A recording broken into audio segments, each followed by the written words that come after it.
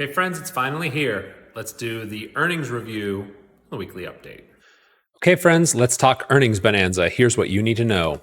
First up, important insights into the economy have showed up during the Q3 earnings season. So what we're going to do is we're going to do all of earnings season. Normally we break it up into a whole bunch of weeks, depending upon how people are reporting.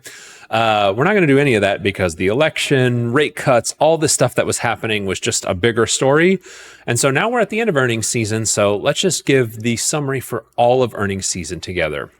So first up, I'm going to quote from FactSet to just kind of set the scene a little bit with what's happening with earnings season.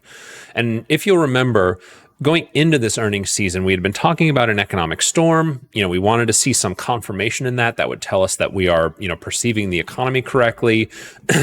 And then we also wanted to see, just how bad things were getting.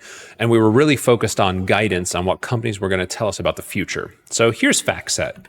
And what they'll say, if there was one word to kind of sum up Q3 earnings season, it's that it's mixed results. And I'll just kind of read from FactSet here for a little bit. The number and magnitude of positive earnings surprises are below their 5-year averages. Okay, that's not good or bad. The last 5 years, there was a lot of stimulus. But positively, the index is reporting earnings growth for the 5th straight quarter. So what this tells us is, hey, we're still growing, but the magnitude of that growth and how broad-based that growth is probably shrinking a little bit. Overall, 91% of companies in the S&P 500 have reported their results. So what does this mean? We've got a really good sense of what the economy is doing right now. 75% have reported earnings per share above estimates, which is below the 5-year average, but equal to the 10-year average. What does this mean? This means that the same number of companies are beating that tend to always beat, based on the 10-year average. The way that you interpret that is the economy is still broadly growing. So there's still broad participation. It's not only a few companies very narrowly performing. However, here's the bad part. Reported earnings growth is 4.3% above estimates, which is below the 5-year average and below the 10-year average. So what this means is, first of all, estimates always get beat. That's just the nature of how it goes. But the earnings beats that we are reporting are much lower than either the 5-year average, which there's a lot of stimulus in that number. So we're only beating by 4% compared to 8.5% in the last 5 years, or we're only beating by 4% compared to 6.8% over the last 10 years. So what this tells us is there's a lot of steam coming out of the economic engine, whereas previously there was, very powerful economic activity that could be detected. This is kind of some wheezing or gasping, right? The engine is sputtering here a little bit. It's still broad. Plenty of people are beating. That's great. But the amount of the beat is starting to become more incremental or smaller. 7 of the 11 sectors are reporting year-over-year growth. Hey, that's good. But what's the other side of that coin?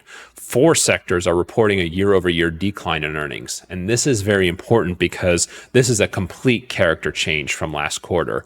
I think last quarter when we looked at it, I think nearly everybody, I think there was maybe one sector in decline and everybody else was growing.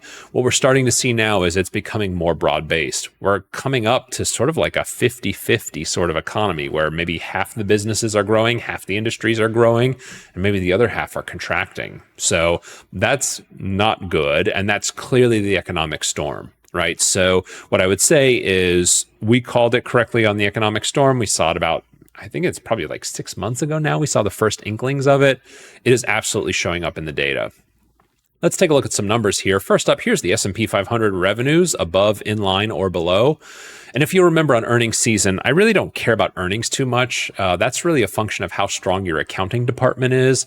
I love revenues because revenues, you can't fake them. Either people are coming in the store or they aren't. If you look here at the S&P 500 on revenues, 60% reporting, above estimates on revenues, 40% reporting below. That's a pretty big movement. And as you can see, the weakness is pretty broad-based here. Just about every sector is getting touched with a little bit of a softness or a slowdown. This is absolutely the economic storm. Again, this is still just sprinkles, though. Remember that we're only reporting for quarter 3. It's only when we start to look at guidance that things start to get a little bit more nervous. This is the percentage of S&P 500 companies with quarter 4 positive and negative guidance. So what this is these companies are saying, hey, yeah, we're maybe a 50-50 market right now where 1 out of every 2 companies isn't growing anymore. But what's next quarter look like? Is it going to be better? It's the holiday period. Well, here's the S&P 500, 70% of firms reporting negative guidance, 30% of firms reporting positive guidance. you can take this two ways. Obviously, this is not good. This is the economic storm, and companies are telling us that, hey, things are going to get worse in Q4. So our sprinkles are becoming something bigger than that. But I might have a different read of this. One of the things that I like is that the market is sort of setting expectations lower. They're sort of giving themselves a low bar, potentially to step over. And we're going to have very significant rate cuts coming through. We've got the Trump economy and the Trump effect sort of coming in here. So I actually like that companies are taking the economic storm seriously. They're not just sort of like whistling past the graveyard. And I think this might set us up to be surprised when we get into January of next year at how better than expected the Q4 was actually will be. So I'm not too nervous about this guidance. The market is where it is, even with this guidance baked into the cake. So what that tells us is we're already braced for this. And I think the market is correctly saying, hey, I think things are going to be a little better than expected.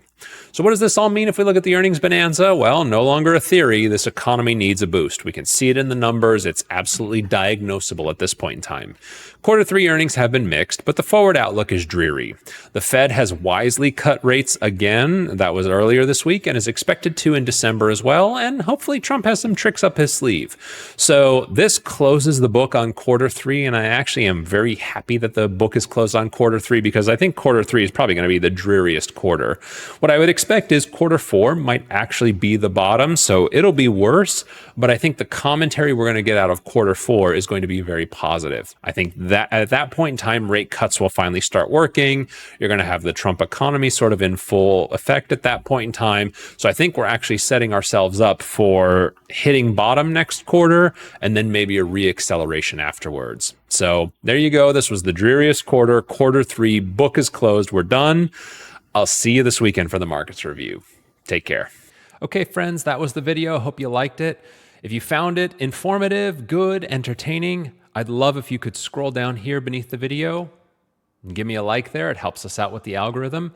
And then if you want to be notified first of anything new that we upload to the channel, if you come over here, click subscribe, you'll be the first to know as soon as we upload anything. Appreciate it. See you soon.